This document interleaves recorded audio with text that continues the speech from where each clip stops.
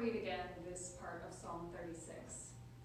Your steadfast love, O Lord, extends to the heavens, your faithfulness to the clouds. Your righteousness is like the mighty mountains. Your judgments are like the great deep. You save humans and animals alike, O Lord. How precious is your steadfast love, O God. All people may take refuge in the shadow of your wings. They feast on the abundance of your house, and you give them drink from the river of your delights. For with you is the fountain of life. In your light we see light. Oh, continue your steadfast love to those who know you, and your salvation to the upright in heart. Steadfast love. It all begins with steadfast love. God adopts and loves the people Israel, the nation that forms from God's love for Abraham and Sarah. God says to these two that the nation Israel that arises from them is going to be a light to the world, a way to spread God's promise of steadfast love to all. God's love has the first word in reaching out to make a covenant with Israel, and promises the last word, that the covenant will extend to the nations through the life, death, and resurrection of Jesus Christ. So God begins a relationship with these people. Throughout what the Christians call the Old Testament, these people have the same problem over and over again.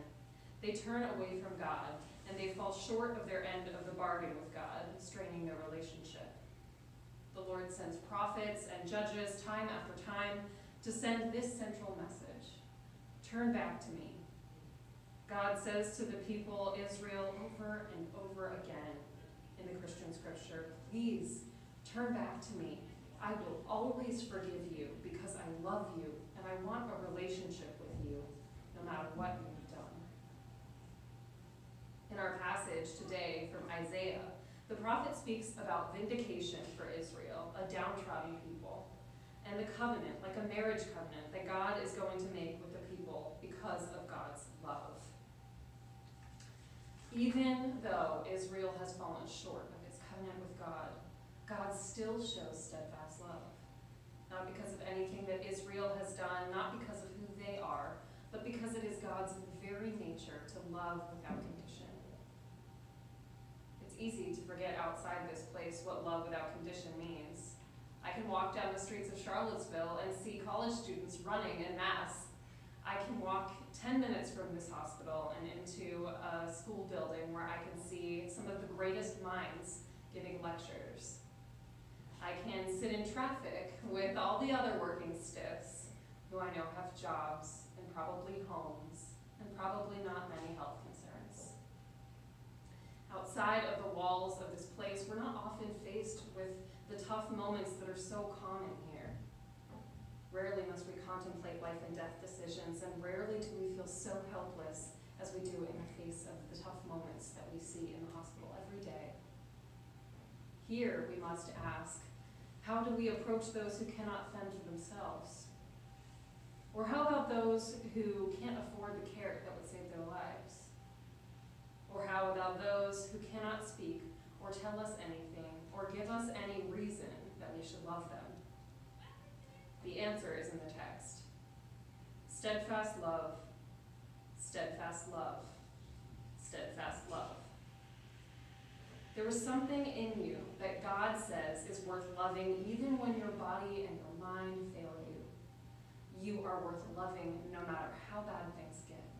Worth loving solely because you are made by a God whose very being is love. Throughout the biblical text, God says over again to the people with the least that they will be God's people. That these are the people that God shows unwavering love to more than any other group in the Bible should say something to us.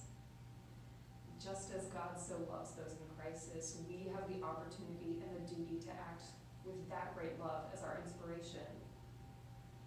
In 1 Corinthians 12, 1 through 11, the Apostle Paul writes to the church of Corinth about spiritual gifts. He names extraordinary things like healing the sick and speaking in tongues and prophesying to people. Well, if the theme of today today is steadfast love, then I want to suggest that it is this kind of love that is also a spiritual gift. It, just like the others Paul names, is a gift that has to be rooted first in God. It has to be used for God's purposes of love, and it has to point right back to God. This is a spiritual gift, though, that we all have, and one we can all utilize in a place like this. And what might this look like to utilize this gift of steadfast love? Well, just as Paul says our spiritual gifts are going to be different, the way that we show steadfast love is also going to be unique.